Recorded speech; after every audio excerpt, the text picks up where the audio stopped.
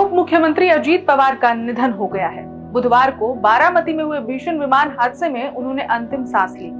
66 वर्षीय अजीत पवार के निधन से न सिर्फ महाराष्ट्र बल्कि पूरे देश में शोक की लहर दौड़ गई है। इस दुखद घटना के साथ महाराष्ट्र की राजनीति में एक युग का अंत भी हो गया है। चलिए आपको इस घटना से जुड़ी सभी जानकारियां बताते हैं और साथ ही अजीत पवार की राजनीति की एक छोटी झलक भी दिखाते हैं। नमस्कार, मेरा नाम है ऋचा और आप देख रहे हैं वन इंडिया हिंदी। महाराष्ट्र के डिप्टी सीएम और एनसीपी के प्रमुख अजीत पवार इस दुनिया में नहीं रहे हैं, जैसा कि मैं आपको बता चुकी हूँ। बारामती में हुए विमान हादसे में उनकी जान चली गई। अजीत पवार बारामती में चुनाव प्रचार के लिए जा रहे थे। लैंडिंग के दौरान उनका निजी विमान दुर्घटनाग्रस्त हो गया। इस हादसे में विमान में सवार 5 लोगों की मौत हो गई, जिनमें अजीत पवार भी शामिल हैं। कब और कैसे हुआ हादसा? तारीख 28 जनवरी 2026। Aircraft type Learjet 45, aircraft registration VTSSK। कहां हुआ हादसा? बारामती एयरपोर्ट। एयरक्राफ्ट में कितने लोग? क्रू मेंबर समेत 5 लोग। चश्मदीदों ने क्या देखा? हादसे के बाद एयरपोर्ट और आसपास के इलाकों में अफरा तफरी मच गई। एक चश्मदीद ने बताया, हमें जोरदार धमाके की आवाज सुनाई दी। विमान रनवे पर आ चुका था। यात्रियों ने बाहर निकलने की कोशिश की, लेकिन आग बहुत ज्यादा थी। कोई मदद नहीं कर पाया।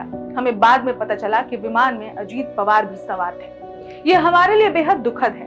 पायलट ने पूरी कोशिश की थी और वो सब हमने देखा था।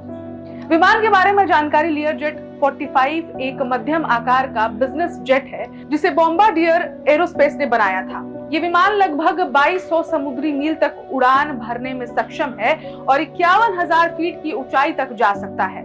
2 हनीवेल TFE 731 इंजन, तेज गति और आरामदायक केबिन के लिए ये विमान जाना जाता है।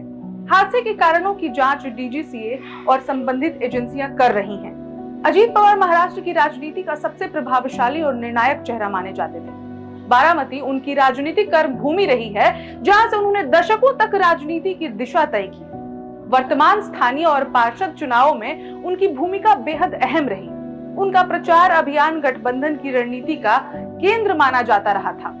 उनके निधन से चुनावी समीकरणों पर सीधा और गहरा असर पड़ना तय माना जा रहा है। वे कई बार उप मुख्यमंत्री रह चुके थे और प्रशासनिक पकड़, तेज फैसलों और जमीनी राजनीति के लिए जाने जाते थे। समर्थक उन्हें कठोर लेकिन प्रभावी नेता के रूप में देखते थे। अजीत पवार के निधन पर राजनीतिक दलों, नेताओं और आम जनता ने गहरा शोक व्यक्त किया है। महाराष्ट्र ने आज अपना एक बड़ा नेता खो दिया है और बारामती ने अपना सबसे मजबूत राजनीतिक स्तंभ। और जैसा कि हम आपको पहले भी कह चुके हैं, ये सिर्फ एक विमान हादसा नहीं है, बल्कि महाराष्ट्र की राजनीति में एक युग का अंत भी है। इस खबर में इतना ही। अपडेट्स के लिए देखते रहें one India Hindi. Subscribe to One India and never miss an update. Download the One India app now.